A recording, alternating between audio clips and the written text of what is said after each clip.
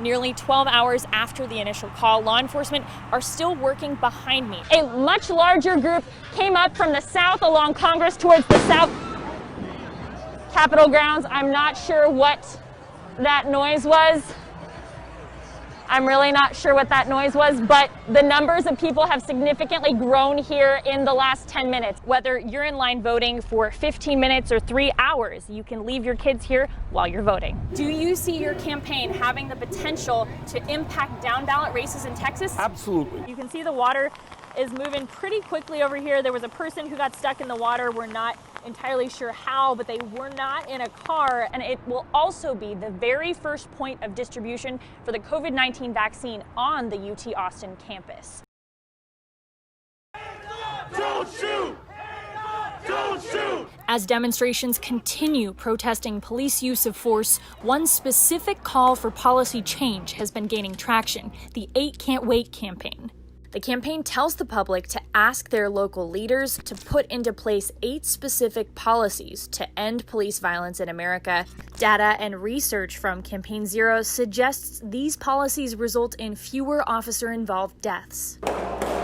The 8 Can't Wait campaign says Austin already has 3 of these policies in place: requiring officers to give verbal warning before using deadly force, requiring officers to intervene to stop excessive force used by other officers and report it to a supervisor, and requiring a use of force continuum that restricts the most severe types of force to the most extreme situations.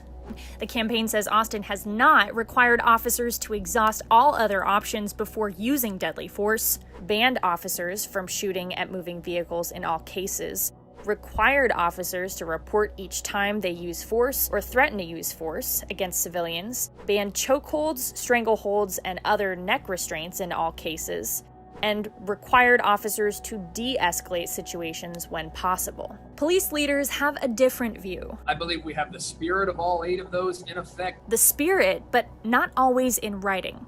Austin Police Chief Brian Manley sees all 8 areas addressed in his department's current rules, but says APD is working with the 8 Can't Wait campaign on specific language To ensure that our policies, particularly in the one involving using a firearm against a vehicle, are consistent, because again, we're unfortunately living in a day and age when people are using vehicles as weapons, driving them into crowds. So we do have to maintain that ability to keep our community safe if that were to happen.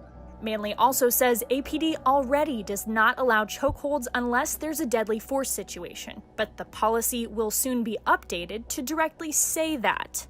That still does not line up with what the campaign calls for and what multiple Austin City Council members want to see practiced in Austin. We are in a moment where people are galvanized and want to see their local governments respond, and they want to see us respond immediately. Alyssa Goard, KXAN News. When Maddie Bowen's husband took a shower in their downtown Austin apartment this morning, when he got out, he was like, "Madison, will you come here? I think the water smells weird." And so I kind of thought he was being a hypochondriac. But then she smelled it herself. It started smelling more like kind of toilety, like septic-y. Yeah. So we bottled up the water from her tap. Can you take a sniff of this and tell me what you think? It smells a little sour. Oh yeah, that's it. Oh God, it smells like fish. It's got an odor to it. Yeah. You know, I noticed it at my house this morning too, and I'm in Clarksville. Almost like even kind of like a sulfur kind of smell to it. Like, I mean, honestly, it smells like rotting fish at the beach. But it's not rotting fish. Austin Water believes zebra mussels on a pipe caused the smell. They've been invading Texas over the past several years. In September, they were found in Austin Water intake valves. The plant where the stench originated was also the one that had the most difficulty during the flooding and boil water notice in October. I probably wouldn't have thought that much of it, except for when that happened, then it made you kind of stop to think about okay, wait, is this safe? These little mollusks will likely present a long-term challenge for the city. They don't go away easily. I was gonna prep dinner tonight and I was like, I don't want to wash vegetables in this. While the city tackles the smell, Bowen thinks she'll stick to bottled water. Alyssa Goard, KXAN News. During Austin's 2019 point-in-time count, I met Stephen Blair. The group of volunteers that night found him on a bridge beneath Mopac. But what you want more than anything else is a house. Home. Place where I can cook my own food. Yeah. Stuff I've been eating, I'm getting skinnier. He'd been in and out of homelessness in Austin for 15 years. He told Mayor Steve Adler he needed help getting an ID so he could apply for a job and an apartment. So next year this time, maybe I'll visit you in your apartment.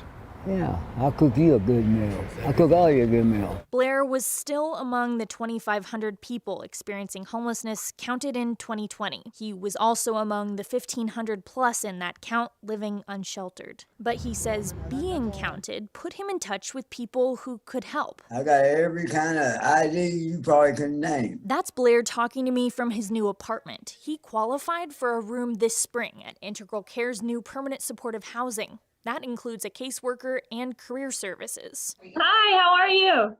I'm a whole lot better than the last time you saw me. Austin groups moved an unprecedented number of people into housing like this in 2019. The Ending Community Homelessness Coalition believes this housing reduces the chance they'll become homeless again. What do you like to eat? Steaks? Lasagna? Spaghetti? Now that Blair has a place of his own, he is focused on getting a job and getting cooking. What made a difference? Finding, meeting good people like you that know what the word help means. Alyssa Goard, KXAN News. Our historic downtown is a big tourism draw for our community. It's Amy Story's job to draw in economic opportunity to the city of Boerne in the Texas Hill Country. Boerne is primarily a small business community. She says many of those businesses have been dramatically impacted by the pandemic. I do think the first of the year, many places will see some businesses that simply can't make it.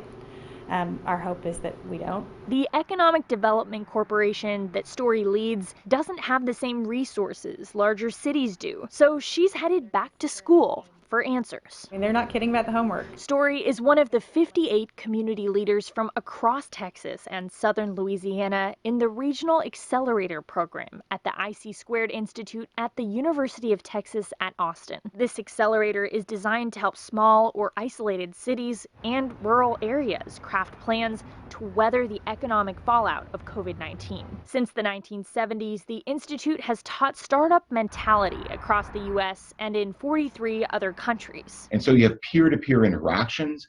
This motivates, this helps solve problems, and this creates this network effect. Dr. Greg Pogue with the Institute says even before COVID-19, many smaller cities and rural areas were already challenged by budget constraints and less diverse economies. New has to be embraced by all counties in Texas, all communities in Texas.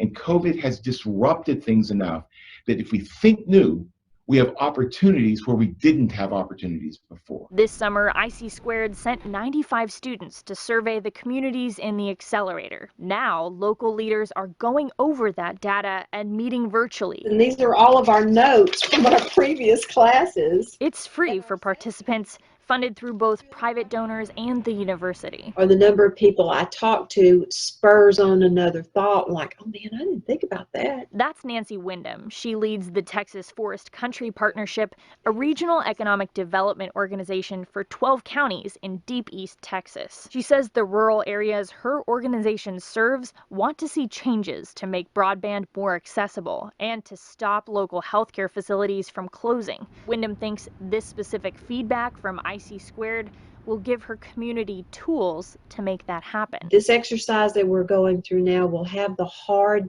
data to substantiate or to help write bills. As for Story, she's learned a lot from the regions she's met through the program who are facing the same hurdles. I think the effects of the pandemic will be felt for a long time. Which is why this accelerator is expected to continue for years into the future, building a support group for the road ahead. There are great things on the horizon, and we've just got to do the work to make sure that we're ready. The folks here at the Institute say one of the challenges of this program is that some communities may have more of a fixed mindset, meaning that they may be less open to growth. The Institute also believes that for these ideas to actually work, there needs to be community buy-in. That's why the solutions for areas like Deep East Texas may look different than the solutions for the rapidly growing areas of the Texas Hill Country. That's also why the Institute says they try to tailor each of these plans to suit each of these communities. Back to you.